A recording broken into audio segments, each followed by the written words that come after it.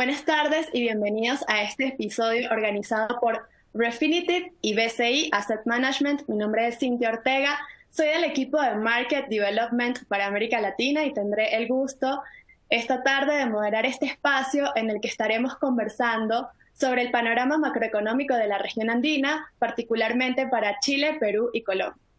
Pero antes de empezar, para quienes no nos conocen, Refinitiv es uno de los proveedores globales de datos y de infraestructura del mercado financiero más grandes del mundo.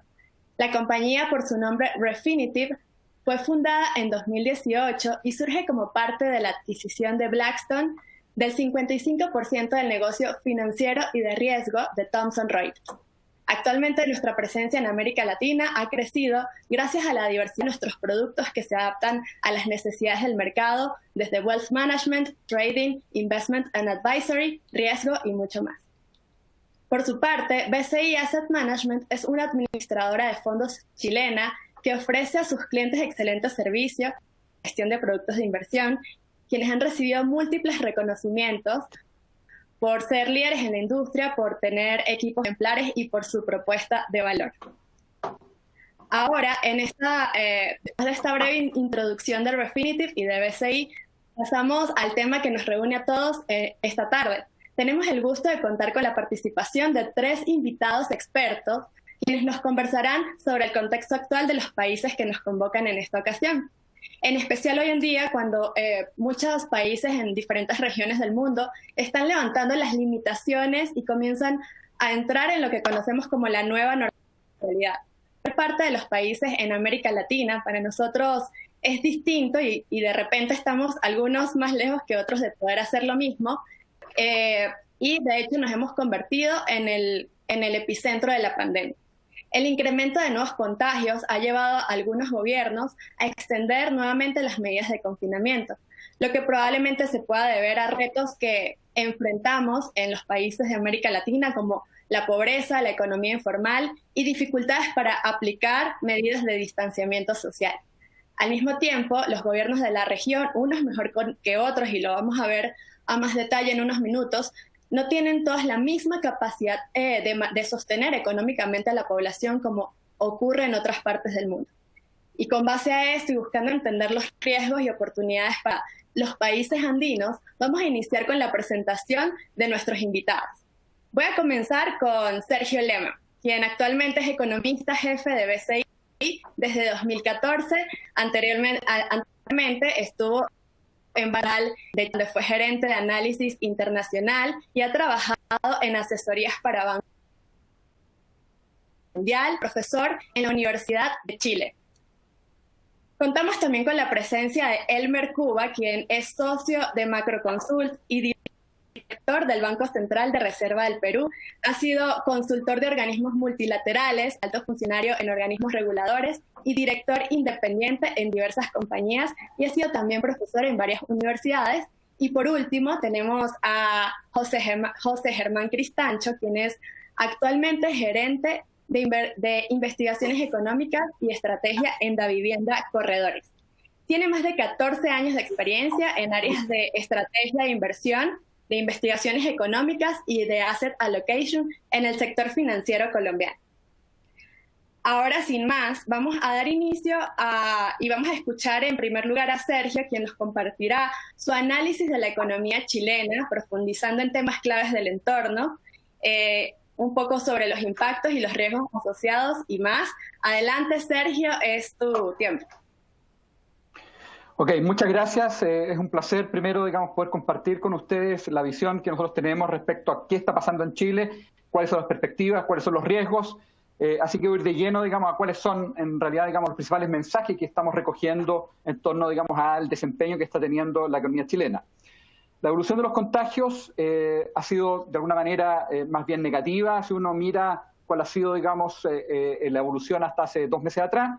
Y eso naturalmente ha tenido un impacto negativo en las perspectivas hacia adelante, producto de que se ha requerido implementar medidas restrictivas en materia de cuarentenas y también, ¿no es cierto?, en materia, ¿no es cierto?, de restricciones sanitarias que han naturalmente tenido un impacto en el desempeño de la economía.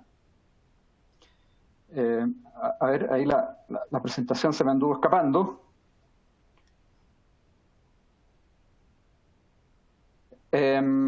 Decía entonces que ha habido un impacto negativo en nuestro desempeño y particularmente para este año, tal vez adelantándome un poco, digamos, a cuáles son las perspectivas, que creo que es importante ponerlo, estamos viendo una caída del PIB en torno a 7%.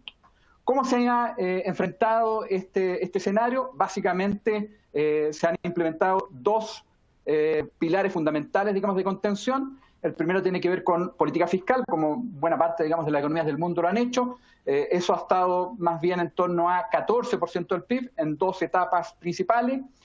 Ha tenido como foco principal atender a las familias más vulnerables que se han visto más golpeadas por esta pandemia.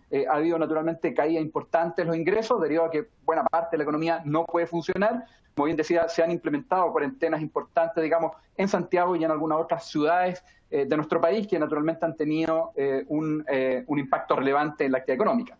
Otro foco ha sido las pequeñas y medianas empresas con fundamentalmente postergaciones de impuestos, así como también inyecciones de liquidez, créditos blandos de manera tal, ¿no es cierto?, de que puedan resistir, fundamentalmente atendiendo a sus necesidades de liquidez, este periodo complejo para la economía chilena. Y un tercer pilar ha sido el mercado del trabajo, básicamente implementando medidas que permiten suspensión temporal, digamos, de los trabajadores, de manera tal, ¿no es cierto?, que las empresas puedan sobrellevar esta pandemia, con cargo a dos fondos que se han establecido, un fondo de cesantía y un fondo solidario, de manera tal, ¿no es cierto?, que puedan también, ¿no es cierto?, enfrentar esta situación de mejor manera. Al mismo tiempo, se han profundizado los estímulos monetarios, se ha entregado liquidez al mercado, se ha fortalecido el crédito a las empresas y se ha ampliado las facultades del Banco Central. Hay una discusión hoy día, digamos, en el Congreso, de manera tal de que el Banco Central de Chile pueda comprar particularmente activos de tesorería, instrumentos o bonos de tesorería en el mercado secundario que no compromete la responsabilidad fiscal. Hasta ahora eso estaba impedido por la Constitución, atendiendo de que eso pudiese debilitar el pilar de responsabilidad fiscal que también ha sido muy característico de nuestra economía. Recién hacia el 2022 nos estamos viendo que la actividad económica va a recuperar los niveles que vivíamos a inicios de este año. Estamos viendo un repunte hacia el 2021, en torno a 5% de crecimiento, pero eso no va a ser suficiente para, de alguna manera, compensar la fuerte caída que estamos viendo durante este año. Y recién entonces, como decía, hacia el 2022 vamos a ver los niveles de actividad que presentábamos a inicios de este año. La crisis trae consigo cambios culturales permanentes, que es algo que probablemente es parte, digamos, de la discusión que vamos a tener una vez que terminemos, ¿no es cierto?, las presentaciones.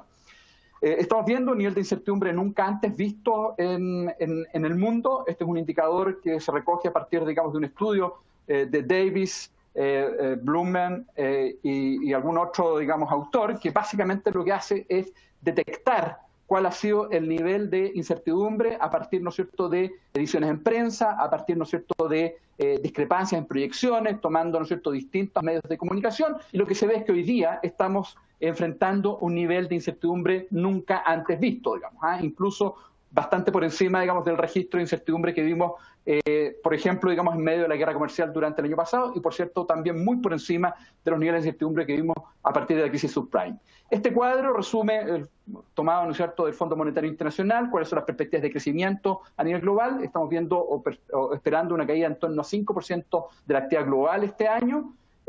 Y hacia el próximo año está esperándose, digamos, un repunte de la actividad económica en torno al 5%. Sin embargo, si uno mira América Latina, esto, como decía, digamos, son cifras del Fondo Monetario Internacional, la recuperación va a ser bastante más lenta, digamos. Ahí tenemos Brasil y México, digamos, en particular, donde está esperándose contracción en torno al 9-10% y recuperaciones, la verdad, bastante parciales hacia el 2021, con crecimiento en torno al 3,5%. Es decir, estamos teniendo un impacto importante. Vamos a tener una regulación, pero claramente en particular en el caso de América Latina va a ser más gradual que en el caso de otras economías. Y de alguna manera esta gráfica también resume un poco esa perspectiva. Estamos viendo una contracción muy importante en el segundo trimestre, y eso bastante transversal, con la excepción de China. China, la verdad, que tuvo una contracción mucho más importante hacia el primer trimestre. China de alguna manera va algo más adelantada respecto al resto del mundo en materia de recuperación. Y también estamos viendo una regulación muy lenta, digamos, en el mundo desarrollado, y en el mundo emergente, particularmente en el caso de América Latina, también bastante más lento. Como decía, para efecto de responder a este escenario, en particular en Chile se han adoptado medidas muy contundentes en materia fiscal, 14% del PIB.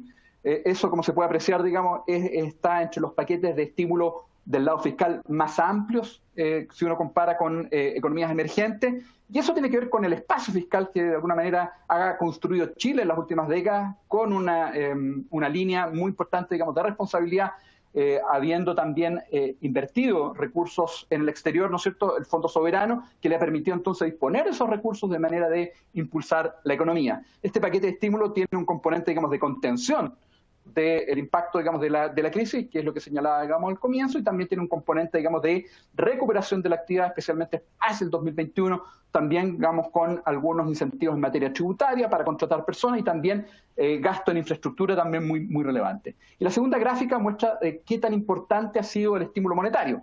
Y en ese aspecto también en Chile ha sido especialmente importante o activa la participación del Banco Central, inyectando liquidez con créditos especiales, digamos, canalizados a través de los bancos hacia, ¿no es cierto?, pequeñas y medianas empresas especialmente, de manera también de estar más preparadas para contener la crisis, y también con, ¿no es cierto?, el famoso QE, relajamiento cuantitativo, es decir, comprando bonos, hasta hoy día bonos bancarios y bonos de la propia emisión del Banco Central, y a la espera de ser aprobado por el Congreso, la posibilidad, como ya señalaba, digamos, hace un comienzo, de poder comprar bonos de tesorería en el mercado secundario. ¿Cómo va a ser la recuperación? Eso depende, digamos, de 3 variables o 4 variables claves. Primero, la profundidad de la caída. Segundo, la duración de esta crisis. En nuestra visión, en nuestro análisis, estamos contemplando que hacia comienzos de agosto podríamos comenzar a ver, digamos, algún grado de relajamiento de las restricciones sanitarias. En las últimas semanas hemos visto alguna mejora en la evolución de los contagios. Vienen bajando de forma sostenida durante las últimas semanas, pero todavía hay un uso de capacidad en hospitales muy alto, y todavía también estamos viendo que el grado de positividad, digamos, tomados los exámenes, todavía es algo alto para efectos de ir moviéndonos más rápidamente hacia una flexibilización de las restricciones sanitarias. Y como tercer y cuarto punto de llegada, ¿qué tanto va a ser el daño en la actividad? ¿Qué tanto va a ser el daño en pequeñas y medianas empresas? ¿Qué tanto, digamos, en materia de empresas vamos a ver insolvencias o incapacidad, digamos, de poder continuando hacia adelante? Y eso también va a determinar la velocidad de recuperación hacia los próximos años. Sobre esa base nosotros construimos distintas trayectorias de recuperación económica y también cuál va a ser la actividad durante los próximos meses. Nuestro escenario base es la línea azul, contempla una caída en torno a 18-20% en el mes de junio, que a nuestra visión va a ser el mes con mayor caída, eso 18-20% en base anual, y a partir de entonces una recuperación muy gradual, muy lenta, con un crecimiento a fin de año para los últimos meses de 0%. Esa trayectoria conlleva, digamos, una caída del PIB, que es nuestra proyección, digamos, del 7%, pero naturalmente un componente importante, digamos, que hoy día estamos viendo es la incertidumbre, si es que este proceso es más lento, si es que, por ejemplo, el desconfinamiento comienza, digamos, en septiembre. En ese caso tenemos esta segunda trayectoria naranja, en cuyo caso tendríamos una caída del PIB para el año en torno a 8,5%, y tenemos un escenario más negativo, en cuyo caso básicamente el desconfinamiento comienza más bien hacia los meses de octubre, o sea, más hacia fin de año, en cuyo caso tendríamos una caída del PIB más bien en torno al 9,5%. Es decir, tal vez como mensaje principal, estamos viendo una caída importante, ¿no es cierto?, en la actividad económica, la incertidumbre hacia adelante es alto, no estamos claros, digamos, cuándo va a comenzar el desconfinamiento, y en función de cuándo empiece, digamos, y cuál es el ritmo que va a llevar ese proceso, vamos a definir cuál es, en definitiva, digamos, la caída en la actividad económica. Y eso está muy anclado a cuál va a ser la evolución de los contagios durante las próximas semanas. Ya decía, han sido más favorables durante las últimas semanas, pero naturalmente este es un proceso en donde, por ejemplo, rebrotes es parte, digamos, de los riesgos que puede uno advertir hacia adelante. Es importante que desde el punto de vista fiscal se han implementado, se han comprometido grandes recursos. Este es el déficit fiscal que se proyecta para los próximos promedio 4 o 5 años, 4,4%, y un elemento importante que lo ha señalado el gobierno como eje de su política es que a partir del 2025 deberíamos tener un superávit fiscal de manera tal de que la deuda pública sobre PIB, que es al final, digamos, un elemento clave para identificar, digamos, o evaluar el riesgo país, se estabilice en torno a 45% del PIB. Ese es el objetivo. Hoy día la deuda pública sobre PIB deuda bruta está en torno a 30%, va a subir con fuerza durante los próximos años y la idea es que hacia el 2025 se estabilice en torno a 45%, que claramente es mucho más alto de lo que estamos viendo hoy día, pero es parte, ¿no es cierto?, del costo que ha significado responder con recursos fiscales, con un paquete de estímulo muy potente, de manera a hacer mejor frente, digamos, a esta actividad que se cae con mucha fuerza durante esta crisis, digamos, especialmente dramática e inédita, digamos. Ha habido un deterioro importante en el mercado laboral. Lo que vemos en la gráfica izquierda es la destrucción de empleo en 12 meses. En torno a 1.5 millones de empleos se han perdido en 12 meses producto de la crisis. Es un monto importante. La tasa de desempleo se ha estabilizado, se ha ubicado en torno a 11%, que es una tasa claramente mucho más amplia, digamos, mucho más alta de la que veíamos hace pocos meses atrás. No es más alta porque, producto del confinamiento, la gente no puede, ¿no es cierto?, buscar trabajo, digamos, y la tasa de participación laboral ha caído con fuerza. En la medida que esto se vaya normalizando, esta gente va a salir a buscar trabajo y, por lo tanto, vamos a ir viendo tasa de desempleo aún más alta en los próximos meses. De hecho, nosotros estamos esperando una tasa de desempleo que iría a llegar en torno a 13% y hacia fin de año ubicarse algo más bajo, producto de factores de estacionalidad. Una característica que tal vez es particular de esta crisis, y creo que es importante destacar, es que el rol de los bancos claramente ha sido muy distinto. Tras la crisis del 2008-2009, ¿no es cierto?, se capitalizó con mucha fuerza a la banca, y eso a nivel global. La regulación ha sido mucho más estricta, y en esta crisis los bancos han sido un agente clave, digamos, para contener los impactos de la crisis.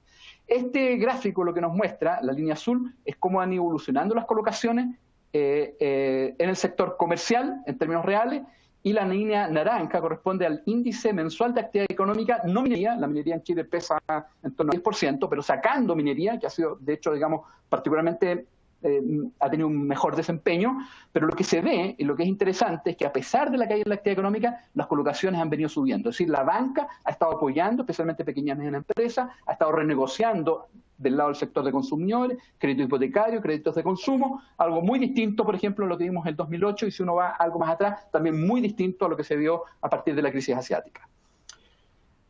Los riesgos son elevados, naturalmente, el tiempo y ritmo de flexibilización de las restricciones sanitarias es clave. La evolución de los contagios en ese sentido es claramente también el termómetro que nos va a ir permitiendo en su momento ir flexibilizando las restricciones sanitarias. Hay temores respecto a efectos de rebrote. El escenario global también, naturalmente, va a ser clave. Si hay rebrotes a nivel global, ¿no es cierto?, en particular en Europa, o como estamos viendo algunas dificultades en algunos estados de Estados Unidos, naturalmente eso también tiene un impacto sobre nuestra economía. La economía chilena, pequeña y abierta, naturalmente está muy expuesta a los desarrollos globales. Calibración de los daños de la crisis, todavía no hay una buena calibración. ¿Dónde va a llegar el desempleo? ¿Cuántas empresas en realidad son solventes? ¿Cuáles no van a ser capaces de poder continuar su operación una vez que pasemos la pandemia?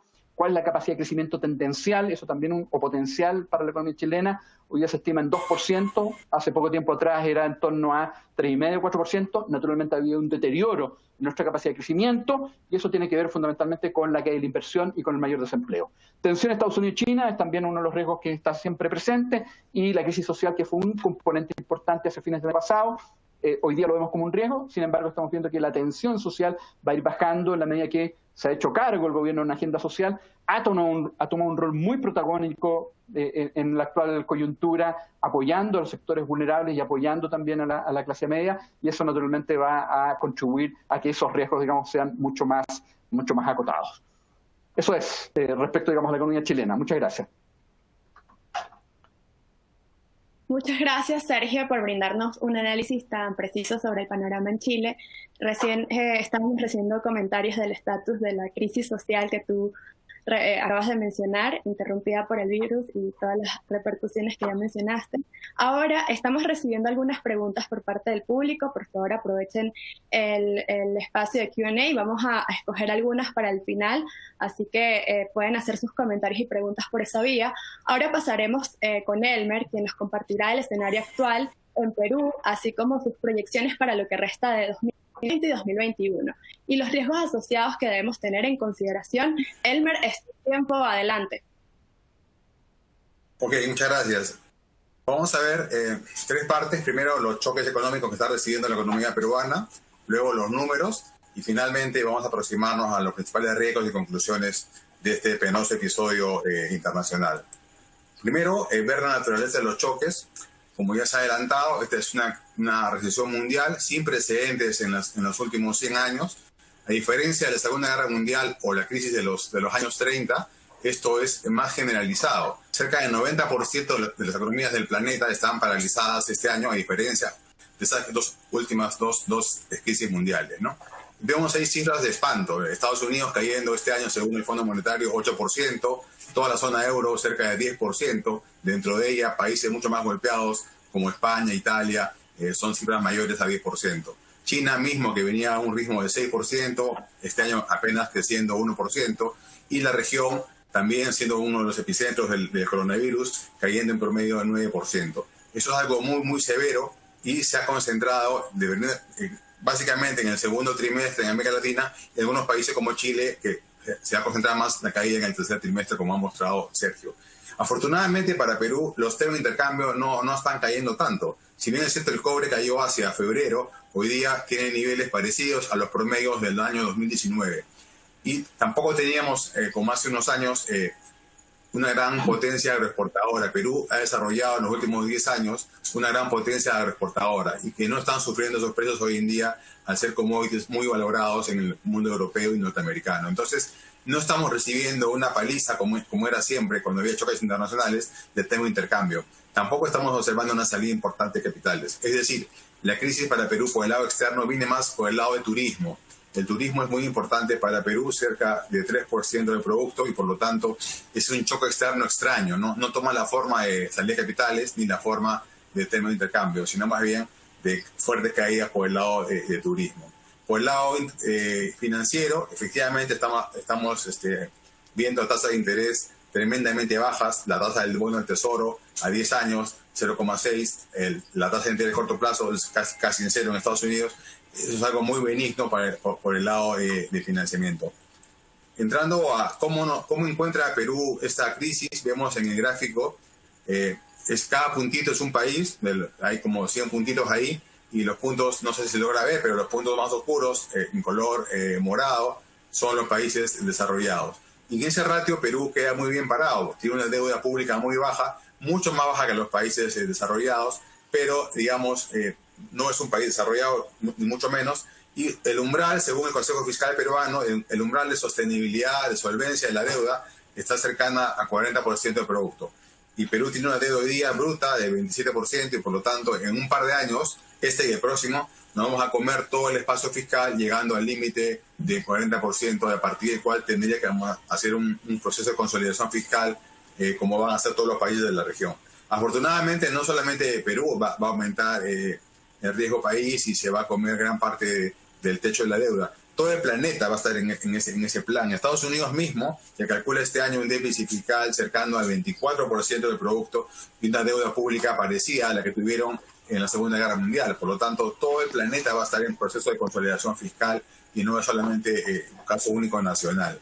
Por el lado inflacionario, Perú también se espera una inflación cercana al 0% y ha permitido al Banco Central, con gran credibilidad, hacer un paquete interesante llamado Reactiva Perú, que consiste en inyectar liquidez vía repos a los bancos para que sean prestados a las empresas con garantía estatal. Es decir, el Tesoro Público está garantizando entre el 80 y el 98% de la deuda privada para que el Banco Central pueda inyectar esos soles a cambio de esos papeles de alta calidad.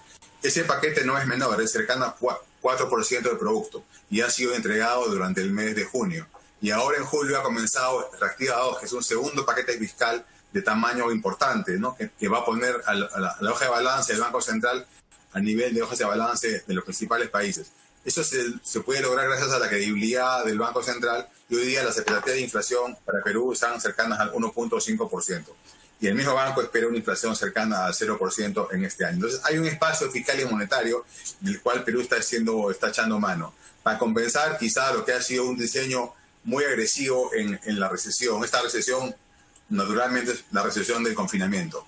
Vemos acá entonces, caracterizando los choques, primero tiene que ver con esta recesión global que toma la forma para Perú de crisis del turismo, y sobre todo la cuarentena. La cuarentena en Perú ha sido una de las más severas del planeta. Según un indicador que ha comenzado a sacar la Universidad de Oxford, vemos que hemos sido muy restrictivos, tanto en en la amplitud de las prohibiciones sectoriales como en la longitud, la duración, en el tiempo de la cuarentena, que ha tomado 3 meses y medio. Recién ahora, hace una semana, en julio, hemos comenzado a liberar la salida de la gente, pero todavía el sector privado no está liberado.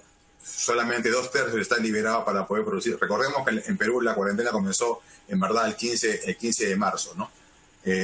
Los actores centrales han sido entonces el Ministerio de Economía y el Banco Central, pero ahora hay un tercer actor que es el Ministerio de Trabajo, el Ministerio de Salud y el Ministerio de Producción, que han diseñado todos los protocolos para que las compañías puedan volver a operar. Es decir, todo el manejo de distanciamiento social, las máscaras, el lavado de manos, que van a incrementar, ¿no es cierto?, el costo de operación del sistema, y recién está entrando ahora. De hecho, en Perú no hay vuelos domésticos todavía, se esperan vuelos domésticos recién a la segunda parte de este mes, ¿no? Y finalmente, cuando ya la economía se haya reiniciado a fines de agosto, vamos a ver el tamaño del choque en la demanda, ¿no? Porque efectivamente, como en todos los países, se han perdido millones de empleos, millones, no son miles, llegan a millones en verdad, y fuertemente caían los salarios. Por lo tanto, vamos a ver el nivel nuevo de la brecha de producto para diseñar paquetes más bien de expansión fiscal.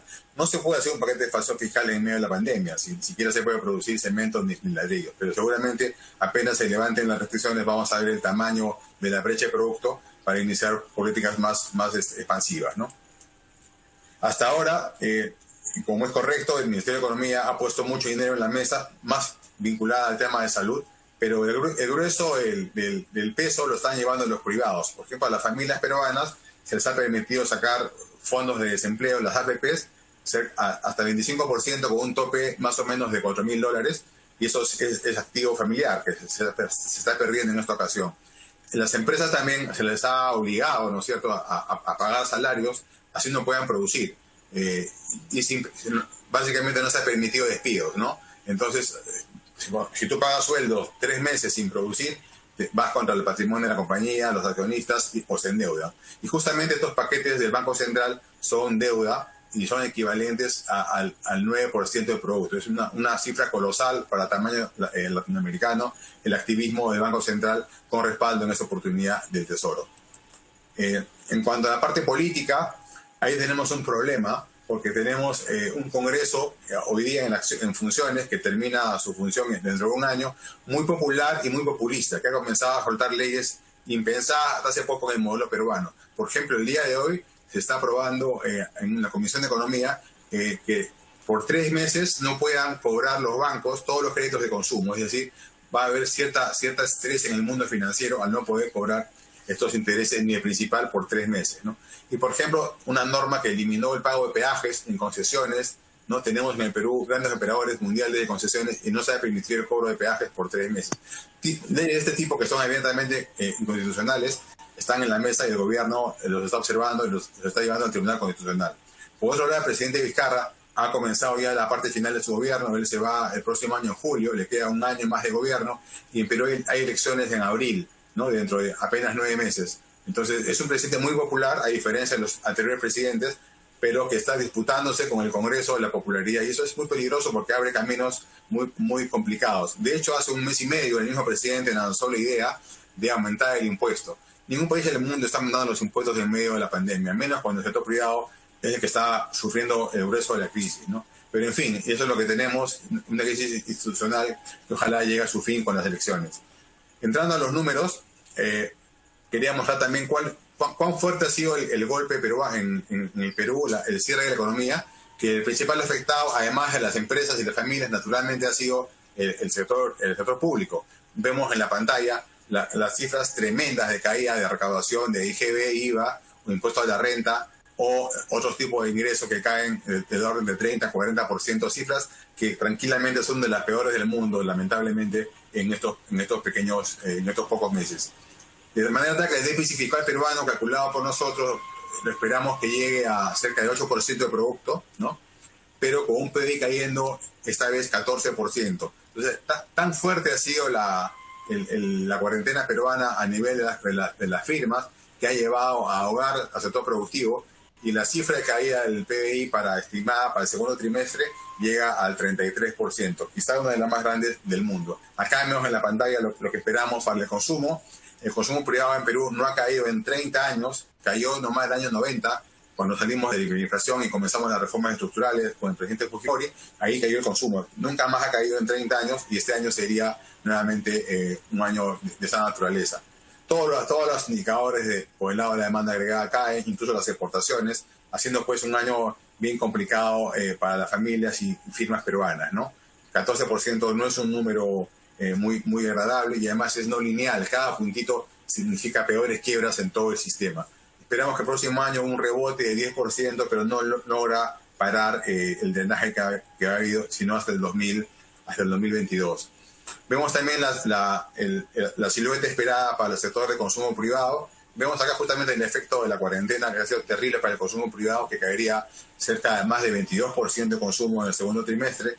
La inversión privada también caería cerca de 60%, ¿no? en el segundo trimestre. Y después, bajo la forma del logo de Nike, ¿no? Una recuperación suave y larga. Y no se espera que se recupere sino hasta entrado el año 2022 para el caso del consumo.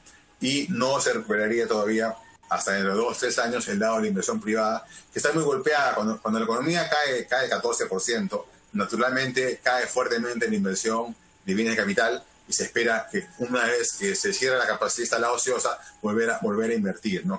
Y eso se espera todavía para el año 2022, 2023 en adelante, si es que gana un gobierno más ortodoxo como uno esperaría, ¿no? Esta es la forma justamente de recuperación, dependiendo. Perú es un país muy heterogéneo en los sectores. La gran minería peruana, por ejemplo, ya está produciendo ahora en julio lo mismo que producía en febrero, antes de la cuarentena. Esa es la recuperación que ha habido en MUVE. Tampoco la agricultura de exportación se ha visto golpeada, sigue produciendo espárragos, arándanos, palta, etcétera. Y eso se ve acá en forma de V. Ya el tercer trimestre, o sea, ahora, julio, agosto y septiembre, ya está produciendo lo mismo que producía antes de la crisis. En cambio, los sectores, digamos, más vinculados con la demanda interna, básicamente construcción y la industria, todavía tienen una recuperación bastante lenta, porque hemos cambiado el modo de operar de las compañías y porque el choque de demanda va a ser ciertamente duradero con los empleos que no esperamos que vuelvan rápidamente a la normalidad por varios trimestres. Conclusiones de esto, creo que se nos fue la mano a los peruanos con un cierre de la economía muy agresivo, ¿no? Para parar la pandemia, y al final hemos tenido la peor combinación. Lo vemos acá en este eje de la derecha por países. Acá están los G20, ¿no? Los países más grandes del mundo, y los G6 latinos. Ahí coinciden nomás Argentina, Brasil y México, que es parte de los grupos, y vemos las muertes por millón. Perú con muertes por millón encabezando la región, pero Chile y Ecuador ya están avanzando, quizá parecidos a Perú pronto. Ecuador ya no tanto, porque ya pasó la pandemia, ya están de bajada. En Chile no tanto, pero con mucho menos fallecidos por millón que, por ejemplo, Francia o Italia, pero con una caída de producto colosal. Y arriba a la izquierda, los países que lo han hecho hasta ahora mejor, naturalmente Corea o China. Entonces, Perú acá no lo ha hecho bien ni en el plano sanitario ni en el plano económico, ¿no? Para terminar, para cumplir con los tiempos, vemos el tamaño de la caída. Este año esperamos una caída de 14% en el PIB. El próximo año un rebote de 10%, pero sigue estando por debajo de lo observado en el año 2019. Si todavía crecemos el año 2022 cerca de 6%, recién en el 2022 tendremos los niveles de producción y ventas y valor agregado del año 2019, con lo cual esta pandemia nos habría costado 3 años de atraso, que ya es bastante, y este es el mejor escenario, ¿no? Porque hoy día, como digo, ya el 14% implica que la economía solamente cae 2% en el tercer trimestre y solamente cae 7% en el último trimestre. Ese hoy día es el mejor escenario, y estamos viendo eso. Lo que pase en julio y agosto va a ser definitivo para ver finalmente los números del año. El área que está acá sombreada en plomo nos da una idea de cómo era Perú antes del coronavirus, una economía que crecía a un ritmo de 3% al año, y la integral que está ahí abajo es colosal, ¿no? Es una pérdida de 30% de producto del año 2019, que nos va a prestar mucho a recuperar más adelante. Entonces, en resumen, para terminar, este es un año muy malo para la economía nacional, con una caída de 14%, básicamente hecha en casa. El choque externo no explica el grueso de esa caída. El choque externo ha sido parecido para todos los países de la región y para Centroamérica.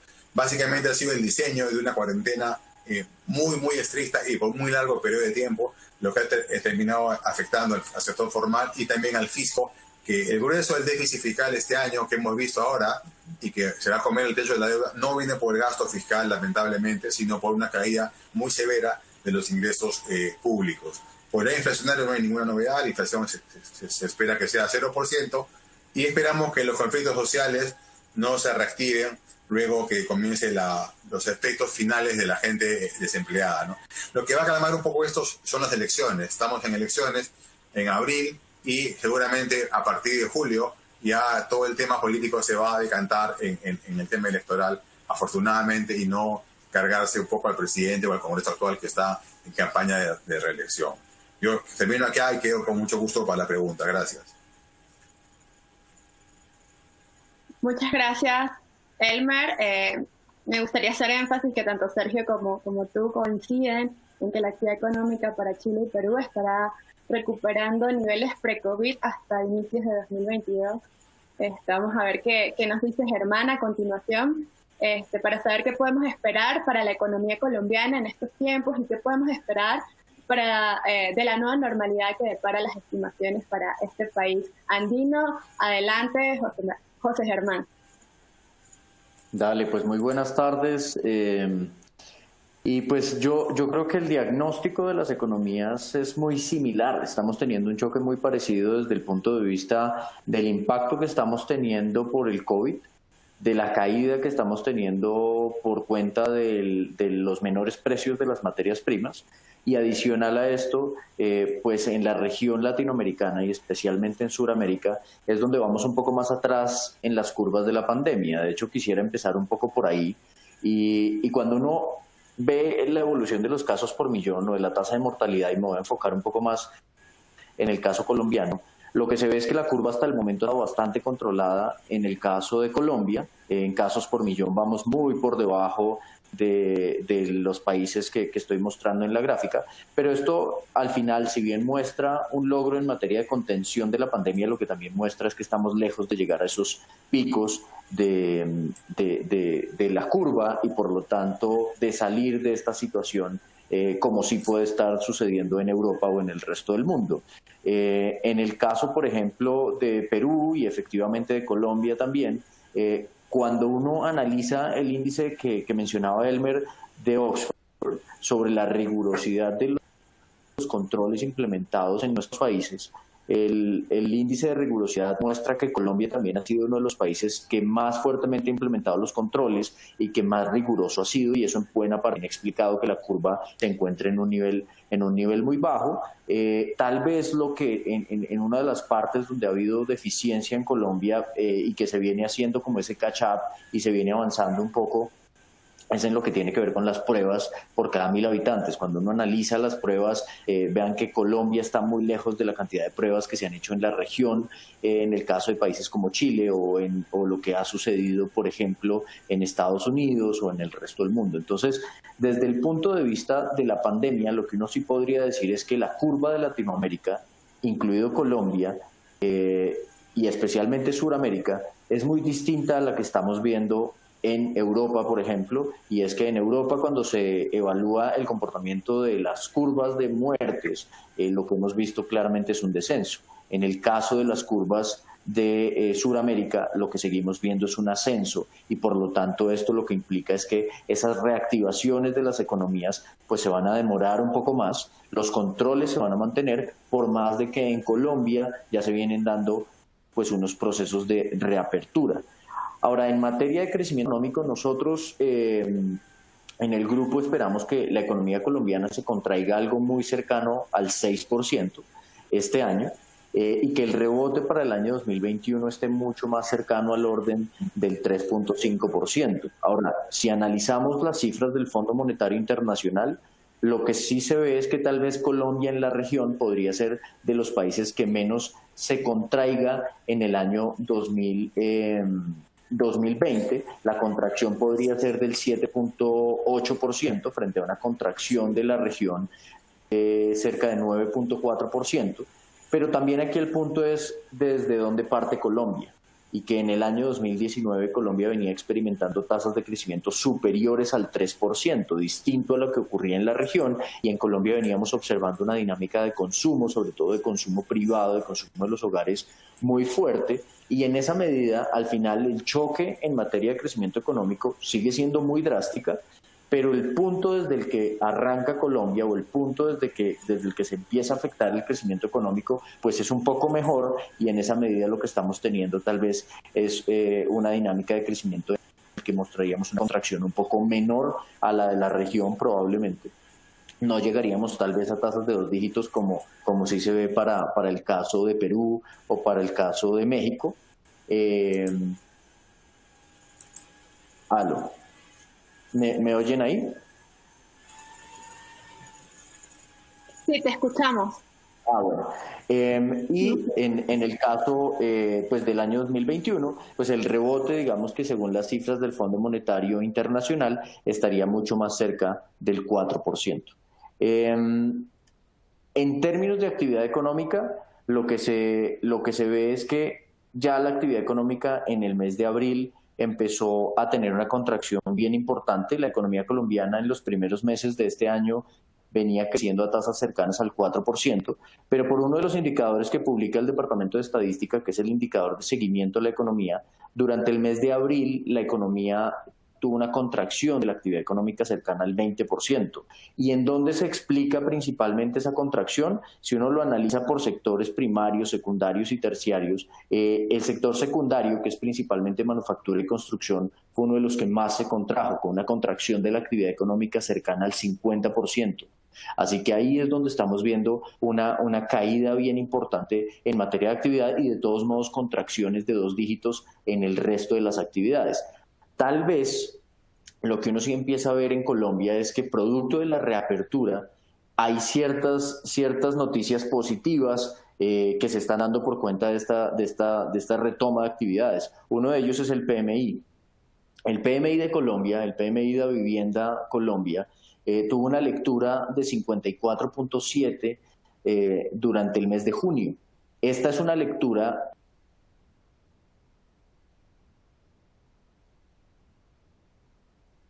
contra los distintos PMIs a nivel mundial. Lo que muestra al final es una lectura que está muy por encima de las tasas o de las lecturas del resto de los países a nivel global. Así que lo que sí se ve es una recuperación en materia de manufactura, por ejemplo, se ve una recuperación en materia de actividad, y de hecho Colombia tiene perfectamente una de las lecturas de PMI más importantes o más altas que se están viendo a nivel internacional. Ahora, ya les voy a mostrar un poco los indicadores de reapertura económica y cómo van, pero sin duda ahora se hablaba un poco del choque o de los choques principales del COVID. Uno de ellos sin duda tiene que ver con el mercado laboral. En Colombia estamos viendo tasas de desempleo que están en niveles cercanos al 20%, incluso en el total nacional 21.4%, y en las 13 principales ciudades en Colombia está muy cercano al 24%. Y en los últimos 12 meses el número de ocupados en Colombia se ha disminuido en cerca de 5 millones de empleos. Colombia es un país que antes de la pandemia tenía cerca de 22.5 millones de personas ocupadas, y que en los últimos 12 meses, y particularmente a raíz de esta pandemia, pues ha destruido cerca de 5 millones de empleos. Así que el choque es muy fuerte. Tal vez a destacar que los principales empleos que se han perdido en Colombia son empleos informales, porque cuando se analiza la destrucción de estos empleos comparativamente contra los registros en los regímenes o en los aportes de riesgos laborales o aportes de empleo formal, lo que se ve es que no se ha dado una caída tan significativa como sí lo hemos visto en el número de ocupados. Entonces, lo que sí está pasando en Colombia es que hay un deterioro importante del mercado laboral. Cerca de 5 millones de empleos se han destruido, pero buena parte de esos 5 millones de empleos, además, es más complicado aún porque se han dado desde el punto de vista informal. Todos los sectores han contribuido a esta contracción. Tal vez, si uno analiza el trimestre entre marzo y mayo del 2020, solo el sector de suministro eléctrico, gas y agua ha creado levemente empleos. De resto, todos los sectores han destruido empleo y principalmente los sectores de comercio, los sectores de manufactura, los sectores de agricultura y los sectores incluso de entretenimiento, por ejemplo, actividades artísticas, han tenido una destrucción de empleo bien importante. Ahora, ¿cómo va la reactivación? Yo creo que hay distintos indicadores que uno podría ver que ya están mostrando que esa reapertura que se está dando en Colombia está empezando a mostrar que se está recuperando algo de tracción en la economía, pero es una recuperación muy lenta. Empezando por la demanda de energía. La demanda de energía cae cerca de un 5% anual, pero se ve que ya no está contrayéndose a tasas del 10% como lo hacía anteriormente. En materia, por ejemplo, de sectores, lo que sí se ve de todos modos es que en la industria se ha visto una recuperación un poco más grande o más rápida en lo que tiene que ver con la demanda de energía. Tal vez en los sectores en los que se sigue viendo una caída importante en el consumo o en la demanda de energía es en todo lo relacionado con el comercio y con el sector financiero. Tal vez en el sector financiero uno diría que es de los sectores que tenía una mayor facilidad para funcionar desde lo digital, desde el remoto, desde el home office. Así que por eso en buena parte uno podría ver explicada esta caída de la demanda de energía, pero no necesariamente está relacionada con una disminución de actividad del sector, pero de todos modos sí se ve que la demanda de energía de todos modos se recupera muy lentamente, aunque sí se está recuperando. La recuperación en ventas de vivienda en Colombia, y aquí lo que les muestro es la diferencia entre vivienda de interés social y vivienda que no es de interés social, digamos hablando del segmento más bajo en el tipo de vivienda y el resto. Lo que se ve es que en Colombia, de todos modos, antes de esta pandemia se venían vendiendo pues cerca de 15.000 unidades mensuales, y lo que estamos teniendo pues es casi una caída, incluso frente al mes de marzo, una caída del 50% aproximadamente. En el mes de marzo, sobre todo en la última parte del mes, es cuando empezaron los aislamientos obligatorios. A partir del 20 de marzo iniciaron en la ciudad capital, en Bogotá, y en el 24 de marzo arrancó a nivel nacional, así que por eso se ve que a partir de marzo empiezan a caer las ventas de vivienda, pero hoy estamos algo menos de la mitad del monto de viviendas que se vendía promedio en Colombia en un mes normal en los últimos meses. Lo mismo ha pasado con la producción de petróleo en Colombia. La producción de petróleo se ha ubicado mucho más cerca de los 730.000 barriles, cuando anteriormente a esta pandemia estábamos muy cerca de los 880.000, y eso también ha llevado a que el ritmo de exploración, por ejemplo, o de actividad de taladros se reduzca. El número de taladros en Colombia pues ha pasado de 52 a 18 aproximadamente. Finalmente, en términos de consumo, yo lo que diría es que pues lo que sí se ve, y estas son las cifras que calcula Radar en Colombia, consultora en consumo, lo que muestra es que el gasto en alimentos antes, durante y después de la pandemia podrían no afectarse tanto, es natural. Tal vez apenas se declaran las cuarentenas se aumenta el consumo de los hogares como unas compras tal vez de precaución, y se aumenta el consumo en varias de ellas. Lo que se ve hacia adelante es que el consumo de alimentos probablemente, o el gasto de los hogares en alimentos no se va a afectar, pero el gasto en otros, en varios o incluso en transporte, vamos a ver una disminución del consumo de los hogares o del gasto de los hogares hacia adelante. ¿Qué se está haciendo? Y con esto entro ya en la última parte, y es qué se ha hecho desde el punto de vista de la reacción del gobierno. El gobierno colombiano está implementando un plan cercano al 7 u 8% del PIB, en donde sí, cerca del 70% es a través de garantías crediticias, más o menos unos 60 billones de pesos, pero el resto han sido giros directos a la población a través de los programas de Jóvenes en Acción, de Familias en Acción, de Colombia Mayor y cosas por el estilo, y esos giros a la población vulnerable pues han alcanzado cerca de 5 billones de pesos. También se ha hecho giros para subsidiar las nóminas y el empleo formal en la economía colombiana por cerca de 10 billones de pesos es el plan que se estima, giros al sector salud. Al final, el plan fiscal y sobre todo los giros lo que buscan es compensar a las partes más bajas en ingreso de la población. Así que si lo pueden ver, y estos son cálculos del gobierno, lo que se estima es que la pérdida de ingresos por hogar en el decil más bajo de ingreso en la economía colombiana podría ser casi del 30%. Sin embargo, a raíz de los giros que se están haciendo y de los subsidios, esa caída después de subsidios sería apenas del 2 o 3%. Entonces, lo que sí se ha tratado de buscar es compensar la fuerte caída de la parte más, de la base de la pirámide, de la parte más baja de ingresos en Colombia, que es quien ve más afectada su capacidad de ingresos. El choque en materia fiscal es grande, el déficit fiscal es muy parecido al que se estima para Perú y es un déficit fiscal cercano al 8%, un desvío de la senda de déficit que teníamos pensada anteriormente, en donde planeábamos estar muy cerca del 2%, incluso reduciendo ese déficit como porcentaje del PIB hasta llegar a niveles del 1%. Pareciera que nos desviamos casi unos 3 o 4 años de esa senda de déficit. Tal vez lo que yo sí destacaría es que en Colombia el gobierno y el ministerio han sido bastante hábiles para conseguir financiación y han utilizado alternativas de financiación no convencionales.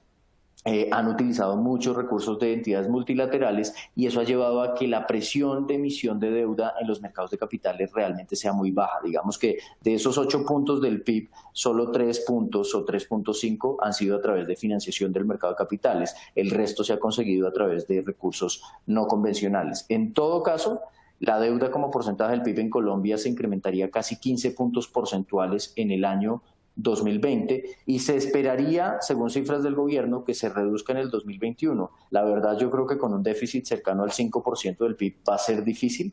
La deuda probablemente va a estar mucho más en un rango entre 65 y 70% en el año 2021. Desde el punto de vista del Banco de la República, pues también se han bajado las tasas de interés, cerca de 175 puntos básicos, y se han adoptado distintas medidas para estabilizar los mercados, que eso ha permitido que las empresas se sigan financiando y que las tasas de financiación del mercado sigan siendo positivas. Y termino con un par de diapositivas, y es tal vez lo que sí hemos visto es que ese mayor nivel de endeudamiento pues se ha visto reflejado en un aumento en las primas de riesgo en Latinoamérica, y en el caso de Colombia lo que hemos visto es que el empinamiento de la curva soberana, a medida como el diferencial del rendimiento de un bono a 10 años versus uno de 2, se ha incrementado casi 190 puntos básicos en lo corrido del año 2020. Tal vez lo que vemos es que ese empinamiento ha sido bastante mayor al del resto de los países y muy parecido a Brasil, en donde las métricas de deuda y de déficit en Brasil pues tienden a ser mucho más altas que las de Colombia, así que nosotros particularmente pensamos que en el muy corto plazo la percepción de riesgo de Colombia podría tender a disminuir solo por la sobrereacción de los mercados, pero sin duda las primas de riesgo van a seguir estando bastante altas. Y con esta termino, y es el comportamiento de los mercados de acciones. Algo que sí nos llama a nosotros la atención es cómo Colombia, siendo un país en el que se estima que el crecimiento económico se contraiga algo menos que la región, de todos modos estamos viendo que es la bolsa más rezagada o más desvalorizada a nivel mundial, y frente a la región latinoamericana es una de las que está más rezagada en términos de su recuperación, casi 15 puntos porcentuales de diferencia, y en buena parte eso está explicado por una desvalorización mayor en las acciones de los bancos y en las acciones de las cementeras. Así también pensamos que en términos generales Colombia ha presentado un impacto un rezago significativo. Yo diría que en conclusión, para Colombia nosotros esperamos que el Banco de la República pueda tener espacio de bajar algo más las tasas de interés, tasas que hoy están en niveles del 2.50, podrían llegar a niveles cercanos al 2%. La inflación va a estar algo por debajo del 2% este año, y el crecimiento económico nosotros somos algo menos negativos que las cifras del Fondo Monetario Internacional, con una estimación de contracción cercana al 6% para la economía colombiana este año, pero una recuperación tan solo de 3.5% para el año 2021. y vemos sí unos retos fiscales bastante grandes, en donde muy probablemente una reforma tributaria sí debe ser implementada o adelantada en el año 2021. Yo creo que con esto concluyo y quedo abierto pues a las preguntas.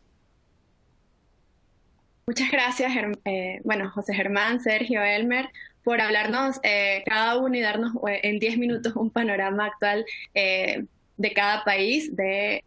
Ahora vamos a pasar con la sesión de preguntas para que nuestros invitados, hay una que ha sido bastante, la hemos recibido en varias oportunidades, así que voy a estar con Sergio. Es que hay mucha incertidumbre sobre cómo impactaría, y que nos compartas en tu análisis, el potencial retiro de 10% de los fondos de AFP en Chile. A ver, sin duda es un riesgo importante que hoy día está presente. Efectivamente se está tramitando eso en el Congreso. En nuestros ojos eso claramente es una muy mala política porque naturalmente tiene un impacto negativo sobre las futuras pensiones. Ahora, como se trata de una norma de carácter constitucional, para efecto de ser aprobada, requiere de un quórum de en torno a 3/5 partes, digamos, del Congreso, y por lo tanto, en esa mirada nosotros más bien creemos que lo más probable es que no sea aprobado, pero de todas maneras está el riesgo presente. En caso de efectivamente avanzar por ese lado, claramente habría, primero, digamos, este riesgo respecto, digamos, a las futuras pensiones, y segundo, claramente también podría uno observar cierto impacto en los mercados que obligaría, en nuestra visión, digamos, por ejemplo, al Banco Central a aumentar la compra de bonos de tesorería, que todavía también requiere ser aprobado por el Congreso, o también bonos de su propia emisión o bonos bancarios, de manera de contener eventuales impactos al alza, digamos, en tasas de interés. Yo creo que es un tema todavía en desarrollo. Seguimos pensando en que probablemente eso no va a ser aprobado porque además, dentro, digamos, de esta discusión, se ha entregado un paquete de estímulo muy potente, digamos, a la clase media. Básicamente el retiro de fondos está orientado fundamentalmente, digamos, a dar algún alivio en materia de recursos a personas de clase media, que naturalmente también han sufrido fuerte el impacto de la crisis. Pero, como decía, se han entregado paquetes o se está diseñando un paquete, digamos, muy importante, digamos, de apoyo a la clase media, con créditos sin costo, digamos, en términos, ¿no es cierto?, de tasa de interés real hacia las familias y también, ¿no es cierto?, con ayuda en materia de arriendos y otros componentes que son importantes, digamos, al momento de generar, digamos, algún alivio, como decía, digamos, en este segmento de la población que también, naturalmente, ha sido fuertemente golpeado. Ok. Muchas gracias, Sergio. Voy a hacer, y aprovechando el par de minutos que nos quedan, una pregunta generalizada para los tres, y se trata de que hablemos del tipo de cambio. Yo sé que es tremendamente difícil hablar de este tema en medio de tanta volatilidad, pero ¿qué esperan de manera muy breve cada uno de ustedes para sus respectivos países en términos de tipo de cambio para los siguientes meses? Comencemos contigo, Sergio.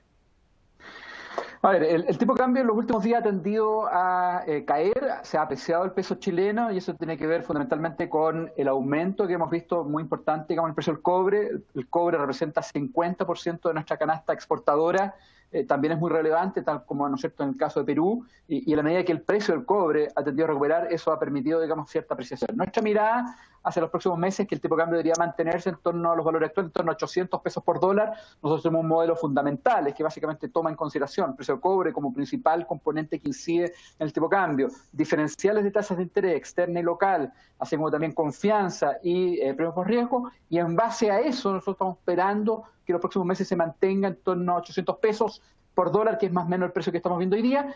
Y hacia el próximo año, sí, con la economía chilena ya recuperándose y un precio del cobre que también lo vemos algo más alto que el nivel actual, con un tipo de cambio algo más bajo, digamos, más bien en torno a 780, 770 pesos por dólar. Es decir, más bien estable, coherente con los fundamentos entonces en los niveles actuales y más apreciado, digamos, hacia el 2021, en línea con la regulación del mundo y en línea con la regulación de la economía chilena.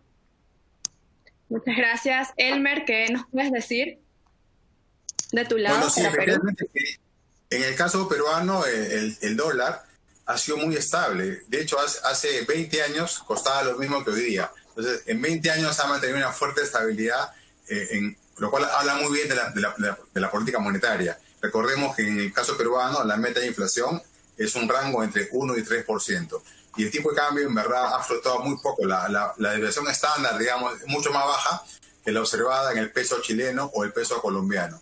Además, el Banco Central peruano interviene a veces en ciertos episodios para bajar la volatilidad sin impedir la tendencia de la moneda. ¿Por qué? Porque Perú, a diferencia de Colombia y Chile, todavía tiene un 20% de dolarización financiera, ¿no? Entonces no puede flotar libremente.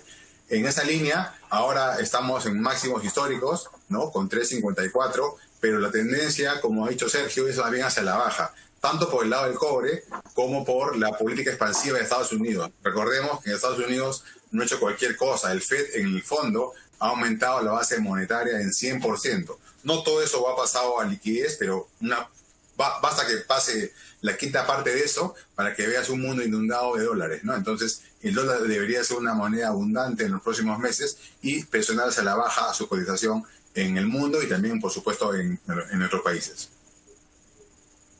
Muy bien. Elmer y Germán, ¿tú qué nos puedes decir para Colombia?